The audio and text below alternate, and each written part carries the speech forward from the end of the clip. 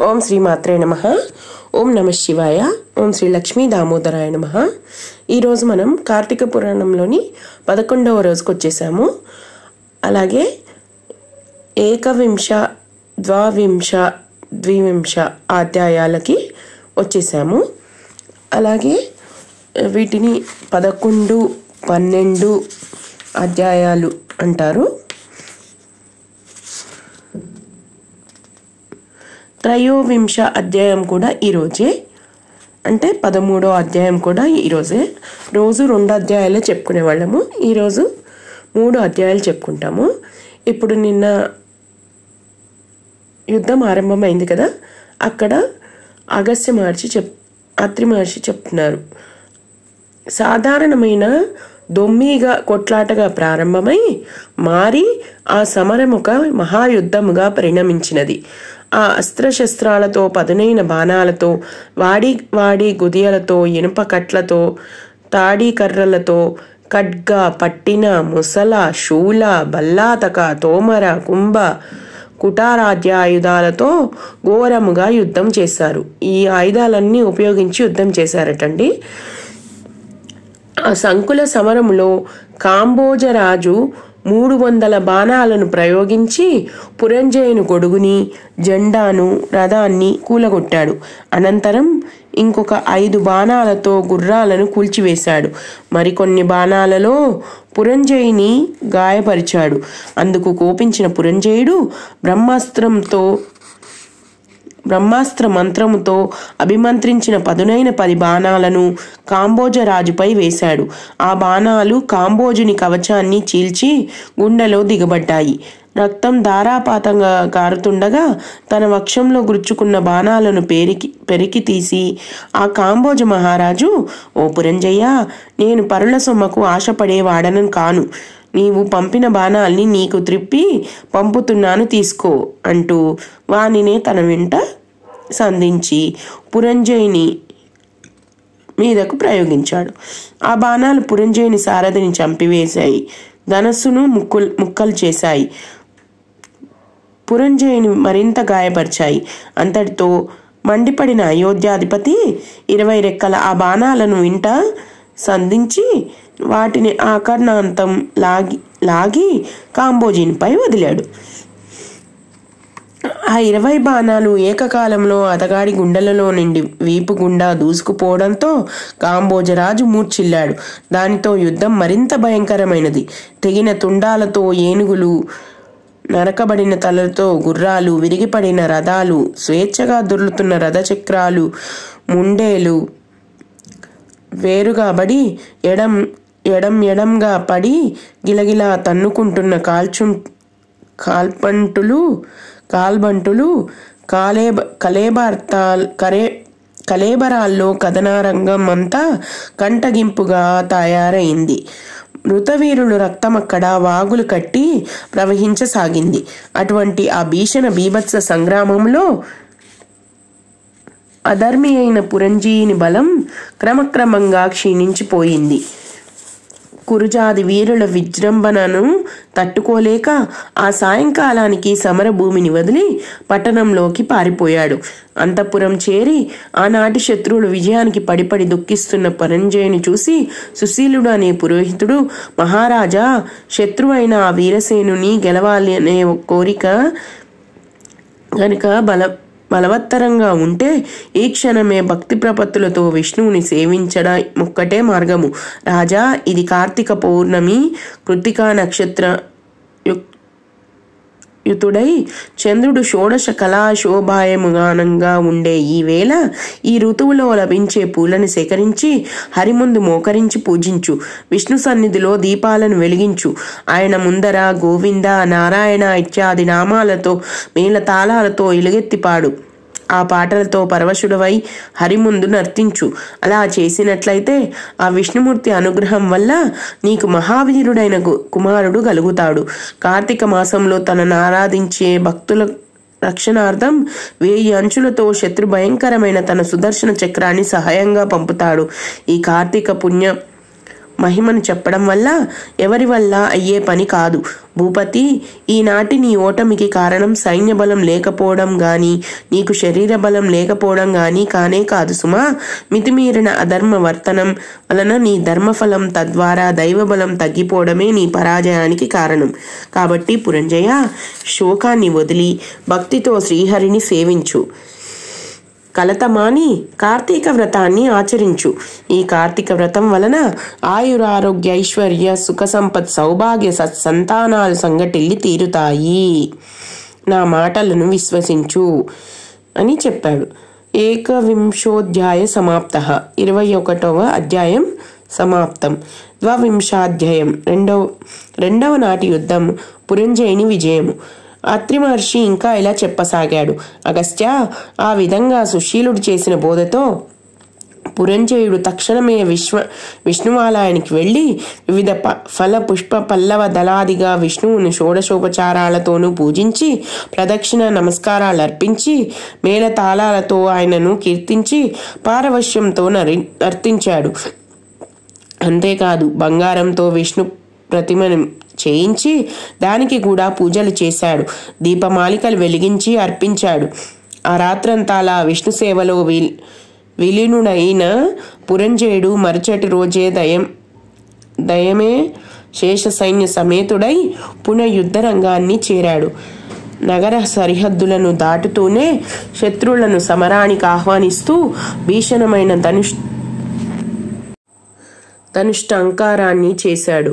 ఈ టంకారం చెవినబడిన కాంబోజ కురుజాది బలాలు పురంజయుడును ఎదుర్కొన్నాయి. వజ్రాల వంటి కత్తులతోనూ పిడుగుల వంటి బాణాలతోనూ అమిత వేగవంతాలు ఆకాశానికి సైతం ఎగరగలిగినవి అయిన గుర్రాలతోనూ ఐరావతాల వంటి ఏనుగులతోనూ అన్యోన్య జయకాంక్ష తత్పరులై ప్రాణాలకు తెగించి పోరాడే కాల్బాలతోనూ క్రమక్రమంగా యుద్ధం దుర్నిరీక్షిమనంగా పరిణమించసాగింది. గత రాత్రి పురంజయుడు చేసిన పూజలకు సంతుష్టుడైన గరుడగమనుడు అతనికి దైవబలాన్ని తోడు చేయడం వలన ఆనాటి యుద్ధంలో శత్రురాజుల శక్తులన్నీ ఊడిగిపోయాయి. కాంబోజుల గుర్రాలు, కురజాదులు, ఏనుగులు, వివిధ రాజుల రథబలాలు, వైరీకూటం యొక్క పదాతి బలాలు దైవకృపా ప్రాప్తుడైన పురంజయుని ముందు చిత్తుగా ఓడిపోయాయి. పురంజయుడు పరాక్రమానికి గుండెల విసేపోయిన పగవారందరూ ప్రాణభీతితో రణరంగాన్ని వదిలి తమ తమ రాజ్యాలకు పరుగులు తీశారు. అంతటితో విష్ణుని అనుగ్రహం వలన విజయాన్ని పొందినవాడై పురంజయుడు అయోధ్య ప్రవేశం చేశాడు. విష్ణువు అనుకూలుడైతే శత్రువు మిత్రుడవుతాడు. విష్ణువు ప్రతికూలుడైతే మిత్రుడే శత్రువు అవుతాడు. దేనికైనా దైవబలమే ప్రధానం అని చెప్పాడు. అలా చెప్పి ఆ దైవబలానికి ధర్మాచరణమే అత్యంత ముఖ్యం. అటువంటి ధర్మాచరణలో ప్రప్రథమైన కార్తీక వ్రత ధర్మానుష్ఠానంతో ఎవరైతే శ్రీహరిని సేవిస్తారో వారి సమస్త దుఃఖాలు కూడా చిటికెల మీదనే చిమిడిపోతాయి. అగస్త్య, విష్ణు భక్తి సిద్ధించడమే కష్టతరం. అందున కార్తీక వ్రతాచరణ శక్తి కలగడం ఇలా ఇంకా కష్టతరం. కలియుగంలో ఎవరైతే కార్తీక వ్రతము, శ్రీహరి సేవ వదలకుండా చేస్తారో వాళ్ళు శూద్రులైనా సరే వైష్ణవోత్తములుగా పరిగణించబడతారు. వేద విధులైన బ్రాహ్మణులైనప్పటికీ కూడా హరిసేవ, కార్తీక వ్రతాచరణలు లేని వాళ్ళు కర్మ చెండాలులేనని గుర్తుంచుకో. ఇక వేదవేత్త అయ్యి హరిభక్తుడై కార్తీక వ్రతనిష్ఠుడైన వానియందు సాక్షాత్తు ఆ విష్ణువు నివసిస్తాడని చెప్పబడుతుంది. ఏ జాతి వాళ్ళైనా సరే ఈ సంసార సాగరం నుంచి బయటపడి ఉత్తమ గతుల్ని పొందాలనే కోరికతో విష్ణువుని అర్చించేనట్లయితే తక్షణమే వాళ్ళు తరించుకుపోయినట్లేగా భావించు. అగస్త్య, స్వతంత్రుడు గాని పరతంత్రుడు గాని హరిపూజసకుడైనా ఉంటేనే ముక్తి. భక్తులక శ్రీహరి విష్ణువుకి భక్తుల అన్యోన్యానురాగబద్ధులై ఉంటారు. భక్తులకు ఇహపరాలు రెండింటిని అనుగ్రహించి రక్షించగలిగిన ఏకైక దైవం ఆ వాసుదేవుడే. విశ్వమంతటా నిండి ఉన్న ఆ విష్ణువు నందు భక్తి ప్రపత్తులున్న వారికి మాత్రమే కార్తీక వ్రత అవకాశం చేజిక్కుతుంది. కాబట్టి వేద సమ్మతము, సకల శాస్త్రసారము, గోప్యము, సర్వవ్రతోత్తమోత్తమైన ఈ కార్తీక వ్రతాన్ని ఆచరించిన, కనీసం కార్తీక మహత్యాన్ని మనస్ఫూర్తిగా విన్నా కూడా వాళ్ళు విగత పాపుల అంచంలో వైకుంఠం చేరుకుంటారు. మహత్యపూర్వకమైన ఈ 22వ అధ్యాయాన్ని శ్రాద్ధకాలంలో పఠించడం వలన పితృదేవతలు కల్పాంతర తృప్తిని పొందుతారు సుమా. 3వ అధ్యాయము. హే ఆత్రి మునీంద్ర, విష్ణుకృప వలన విజయుడైన పురంజయుడు ఆ తర్వాత ఏం చేశాడో వివరించు అని అగస్త్యుడు కోరడంతో అత్రి మహర్షి ఇలా చెప్పాడంట. భగవత్కృప వలన బండన భూమిలో విజయలక్ష్మిని వరించిన పురంజయుడు అమరావతిలో ఇంద్రుని వలె తన అయోధ్యలో అత్యంత వైభవంతో ప్రకాశించాడు. గతంలోని దుష్టభావాలను విసర్జించి సత్య శౌచపాలనం, నిత్య ధర్మాచరణం, దానశీలత, యజ్ఞయాగాది నిర్వహణాలు ఇత్యాదులు చేస్తూ ప్రతి వర్ష ప్రయుక్త కార్తీక వ్రతాచరణం వలన విగత కల్మషుడై విశుద్ధుడై అరిషడ్ వర్గాన్ని జయించి పరమ వైష్ణవుడై ఉండసాగాడు. అంతేకాదు నిరంతరము కూడా శ్రీహరి పూజా ప్రియుడై ఏ దేశాలలో ఏ క్షేత్రాలలో తీర్థాలలో విష్ణువుని ఎన్ని విధాలుగా పూజించడం వలన తన జన్మ తరిస్తుందా అనే తపనతో ఉండేవాడు.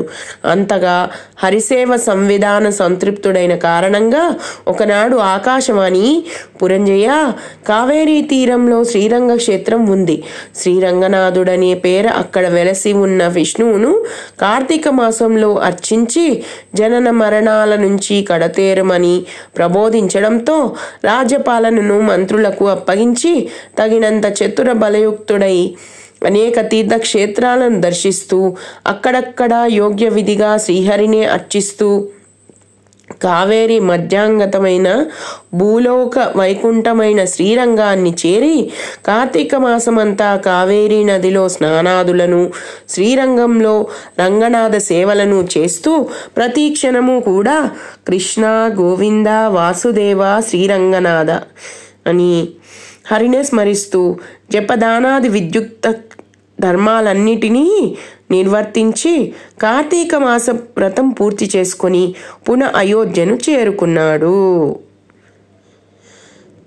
అలా చేరుకున్న తర్వాత అనంతరం ధర్మకామం వలన సత్పుత్ర పౌత్రాదుల్ని పొంది కొన్నాళ్లకు సర్వభోగ వివర్జితుడై భార్యా సమేతంగా వానప్రస్థమును స్వీకరించి కార్తీక వ్రతాచరణ విష్ణు సేవలలోనే లీనమై తత్పుణ్యవశాన అంత్యంలో వైకుంఠాన్ని చేరుకున్నాడు.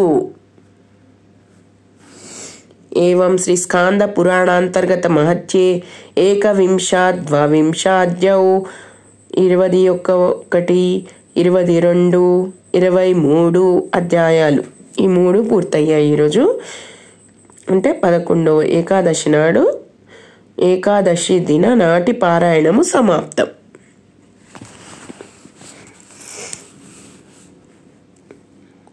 అలాగే ఇంతకుముందు 10 రోజుల పారాయణాలు కూడా నా ఛానల్లో అప్లోడ్ చేసి ఉంచానండి.